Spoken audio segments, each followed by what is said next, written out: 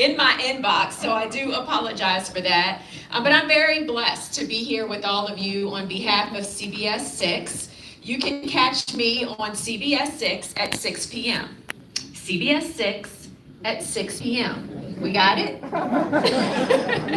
And in addition to that, God is good, because since I was with you all last, I also now am on the 11 p.m. newscast. So now 6 p.m. and 11 p.m.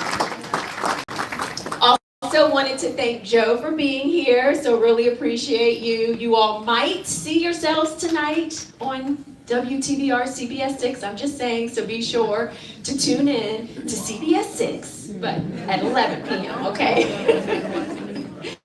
So this event is really important to me. Who happened to be here last year? Yes, give yourselves a round of applause for showing up again this year, because obviously it is a very important event. I know for me personally, one of the highlights of my evening was actually meeting you, Purple Heart recipient, not once but twice, Buffalo Soldier, and here you are again this evening. So it's such an honor to be in your presence, and really thank you for your service and all that you do and you continue to do. And then obviously everyone here, if you can, either stand up or just raise your hand if you are retired military, active duty, a wife or a supporter of someone that is retired or active duty. And then even if you're a civilian in support of our armed services, I would really appreciate, I just want to recognize all of you in the room as well.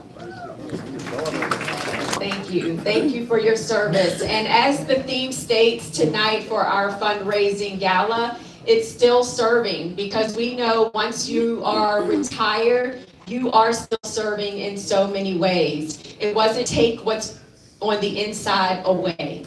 You are still a powerhouse. You are still a giver. You are still someone that has done so much for our country and continues to do so much for our country. So for me, I first really understood the impact of our men and women in the military as a Redskins cheerleader. Any Commander fans in here by chance? Woo, thank heavens. So I am actually, as mentioned, the in-game host for the Commanders. Lake, my better half, is the insider for the Commanders, and he's going to be really mad at me really quick, but I'm going to share something with you all. Be on the lookout within the next month. This gentleman right here will be the first African American insider analyst for the NFL Network.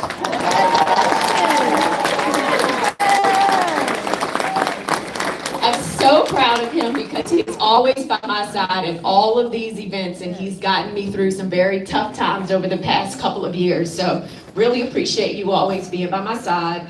But he is pushing through a glass ceiling that had not yet been broken. And when I was actually a Redskins cheerleader, I realized every single day people in the military, as a Redskins, Kosovo, in support of our military on military appreciation tours. I lived that life in tents, hearing bombs being, over our heads. For brief periods of time, 2 weeks, 1 month was the longest that I was deployed to military bases in other countries, just to take a little bit of America to our soldiers. And I realized then, when I didn't have a restroom to utilize, I realized then when I didn't have warm water to take a shower. I realized then when I didn't have my dad's home-cooked meal to eat every single evening, that this was a sacrifice. But I also knew that I only had a couple more days, and then I was going to go back to America, and I was going to get all those things. But the men and women in the military are there for months. They are there for years, and they do it all for us. Yes, they do. They do it so that we can be at home and not even realize the ceilings that they are breaking for us on a daily basis. And I'll never forget being at Walter Reed Hospital with my fellow dancers, and we were finishing up our performance with God Bless America, and At the very end, I was sign language. This was the only song that I could actually sign language, but I was actually doing the signs for the song. And at the end of our performance, men and women started to stand up for us. And there was one man in front in a wheelchair that stood up and was missing a leg. He was standing up for us. But we were there for them because of the sacrifices, physical, mental, and emotional, that they take on for us. So you all matter. Thank you so much for all that you do for us and continue to do, because we know that you are still serving. So it is an honor to be here with you all tonight, and I will always say yes. And I do appreciate the invitation. So thank you so much, Mr. Taylor and Mr. Reed. Really do appreciate it. So now I do have the honor of introducing our keynote speaker for this evening. This resume is beyond impressive. Cedric Terry Wins is a retired U.S. Army General Officer. Major General Wins was the last commander of Research Development and Engineering Command in the U.S. Army Material Command and the first commanding general of Combat Capabilities Development Command in the Combat Development Element of the U.S. Army Futures Command. On November 13th, 2020, Wins was appointed Interim Superintendent of Virginia Military Institute. On April 15th, 2021, the VMI Board of Visitors voted unanimously to appoint him as the Institute's 15th superintendent and first African American to hold the position in the Institute's 181-year-old history. Wins is a 1985 graduate of the Virginia Military Institute. I don't know if you all noticed the big ring. Can you please look at this? It weighs more than I do, I think. He is a graduate of 1985 with a bachelor's degree in economics and was commissioned a field artillery officer in July of 1985. After his Field Artillery Officer Basic and Advanced courses, Wins continued with the U.S. Army Command and General Staff College. Wins earned an MS in National Security and Strategic Studies from the National War College and an MS in Management from the Florida Institute of Technology. Ladies and gentlemen, please put your hands together. A warm welcome for Major General Wins.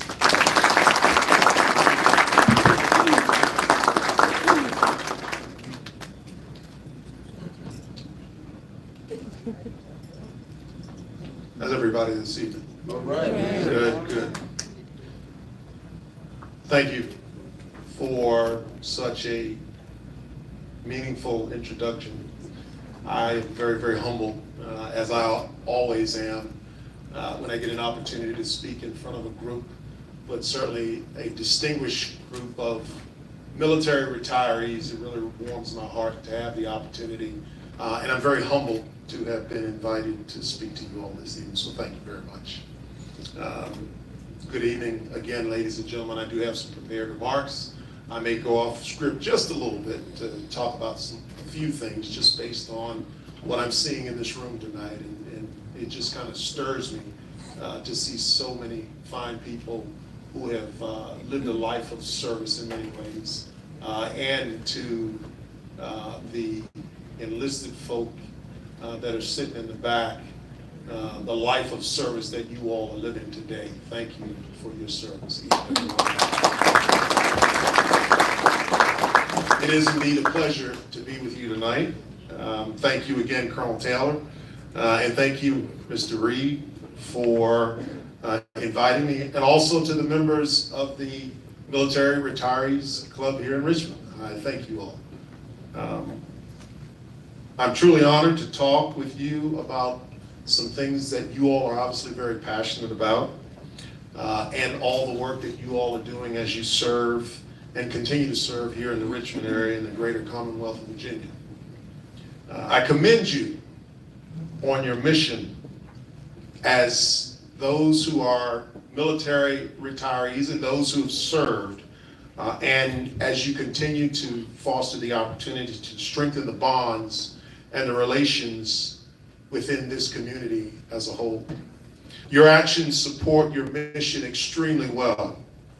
From what you do sponsoring scholarships, and you talked a little bit about that, and working with the Toys for Tots, to helping those with food insecurity and mental health crisis, you all are making a difference each and every day in your community. Many of you started your lives of service years ago and have never stopped serving. I had the pleasure of meeting your oldest member, First Sergeant Retired Charles H. Taylor Sr. Sir, thank you for your service. Over the years that I've served here, this is my third academic year as superintendent of Virginia Military Institute, and I've had the privilege, just by being in this position, to meet retired, now Brigadier General, Mr. Enoch Woodhouse, who is a living member of the Tuskegee Airmen. And now I've had the pleasure of meeting First Sergeant Retired Taylor. So when you talk about the shoulders of great men that we are now standing on to try to get ahead in life, and who have been instrumental and opened the doors for us, you're talking about men like these who are in and around our community. So if we could just give Retired First Sergeant Taylor a round of applause. Thank you, sir. So since November of 2020, I've had the privilege of being the Virginia Military Institute's 15th superintendent, as was mentioned.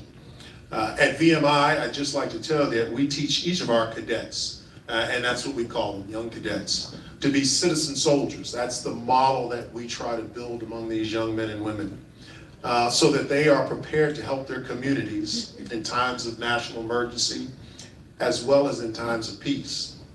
Our mission statement at VMI is to produce educated and honorable men and women, prepared for the varied work of civil life, imbued with a love of learning, confident in the functions and attitudes of leadership, possessing a high sense of public service.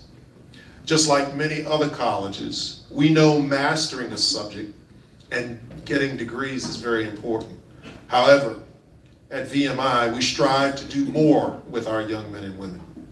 We want to provide a path that enables our graduates to serve and exhibit selflessness. An important part of our mission is to educate our students and to provide them with skills and experiences to lead. Their leadership allows them to make an impact on their work in civilian life as well as in the military. An equally important part of leadership is a foundation we instill in our cadets to build upon in their careers and in their lives. Above all else, at VMI, we believe a person should firmly commit to living a life of honor and integrity. Therefore, I am a firm believer that the essence of VMI's mission can provide guidance to all of us. Each year upon graduation, over 50% of our graduates choose to commission in the United States Armed Forces. Army, Navy, Marine Corps, Air Force, now the Space Force, and the United States Coast Guard.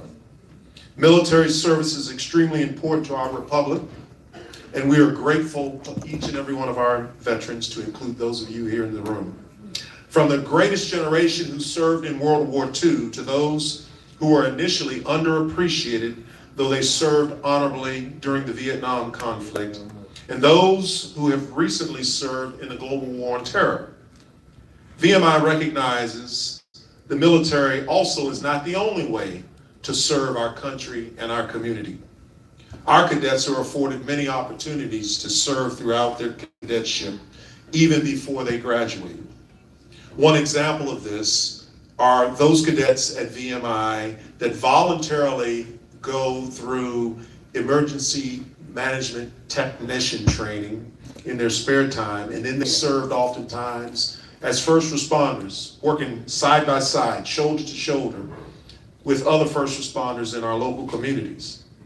Some of them follow that career path upon graduation, going further to serve as state police officers, firefighters, and federal law enforcement officers. Many others VMI graduates join a variety of government agencies. From the State Department, some go in to serve as diplomats or civil servants, and in the Department of Defense, as well as the Department of Transportation here in Virginia, and as well as the Virginia Department of Environmental Quality. Others teach the next generation of students in our schools or show compassion as social workers in our communities. I share this with you to reinforce the vast number of opportunities there are to serve.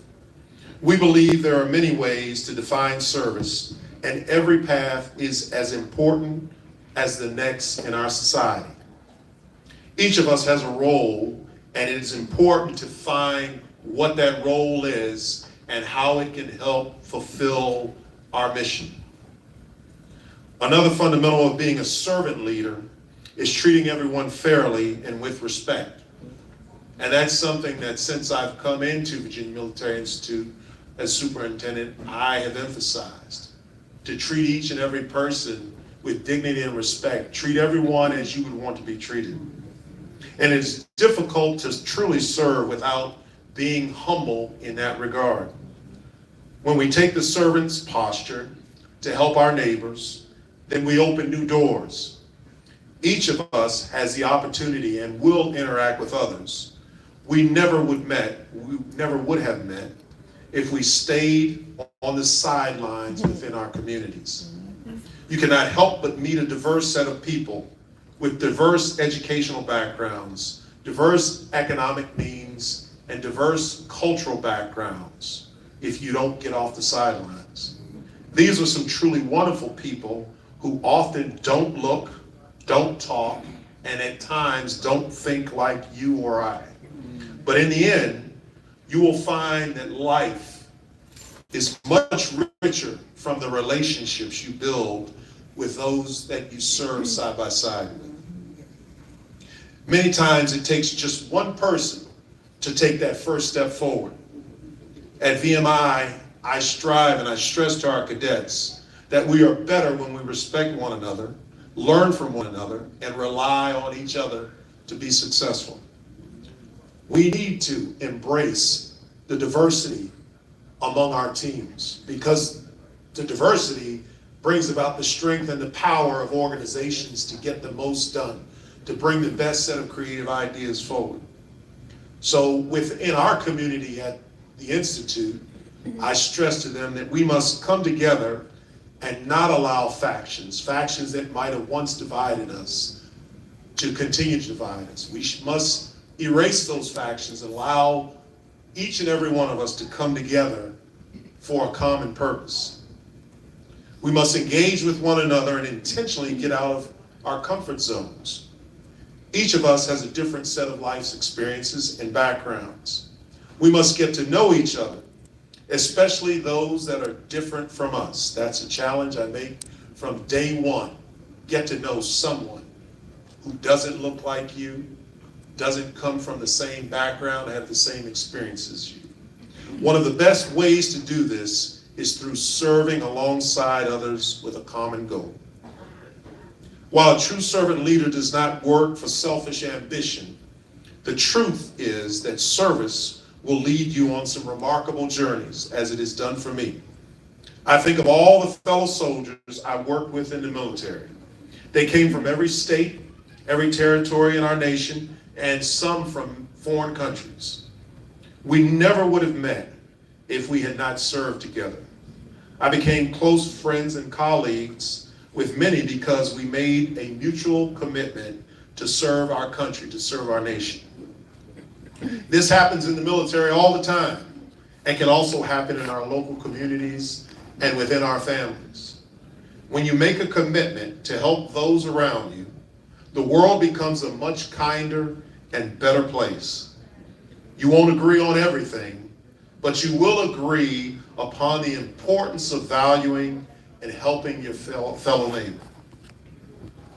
VMI helped me start my career of service in the Army, just like it continues to do for many young men and women today. As I mentioned, well over 55% of our students each graduating year will commission and go serve in the United States military.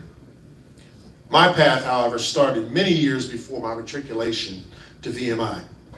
And I think back to the great role models that I saw throughout my life, and I think of one in particular, and that's my father. My father, who embodied service to the country, to the community, and to his family.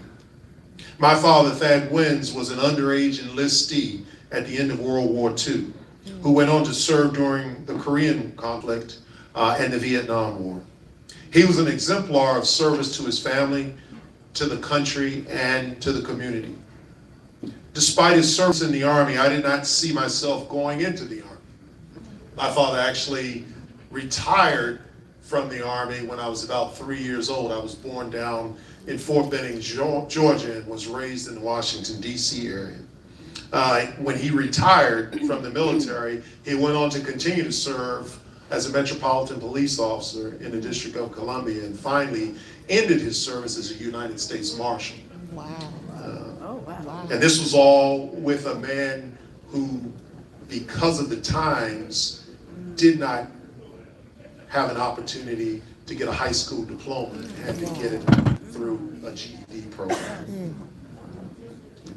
So I did not see myself going into the military. In fact, this might shock you, I even turned down an opportunity to go to the Naval Academy.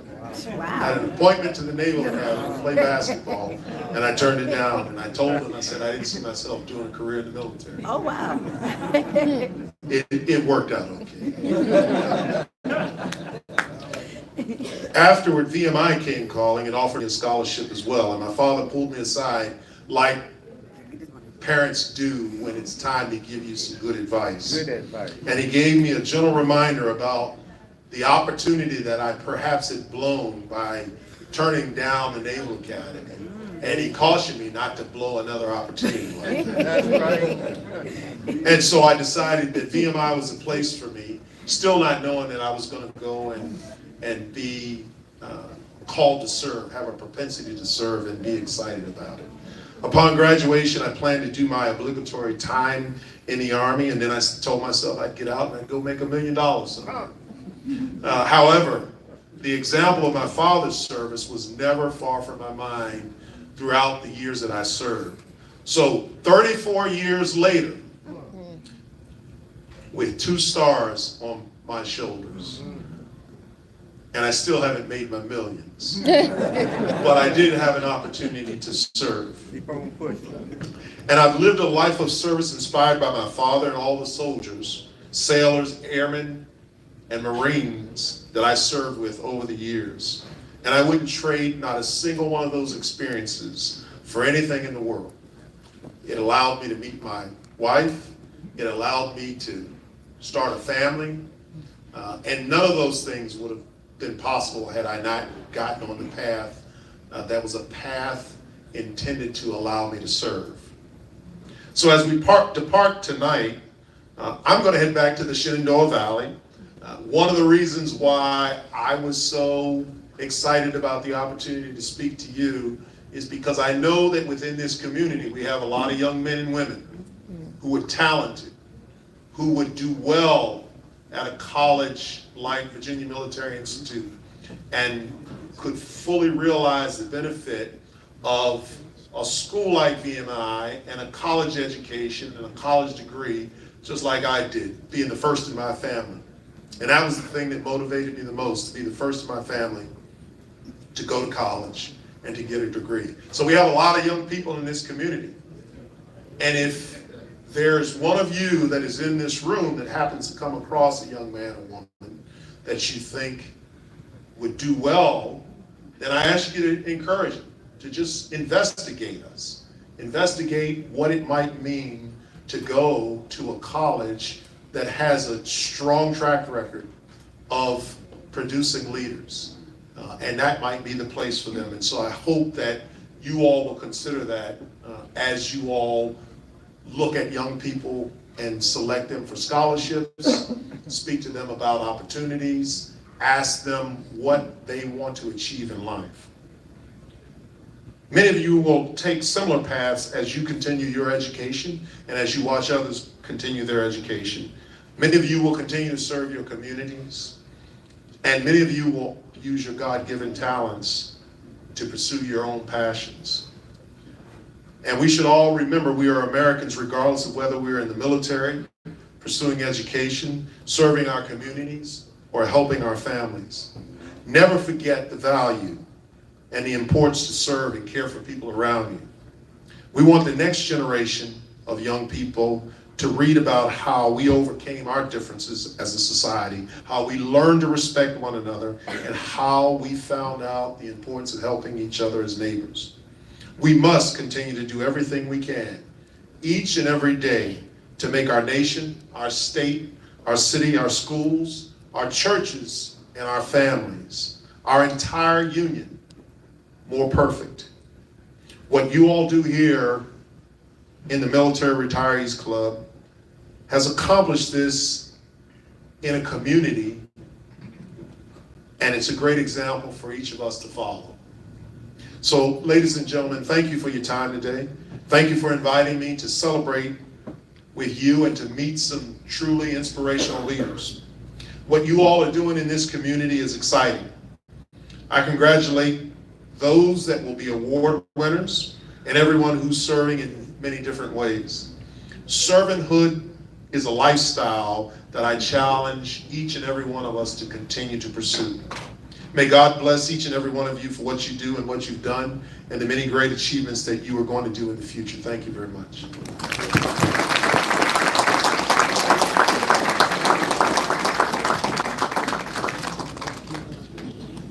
Now, aren't we glad he did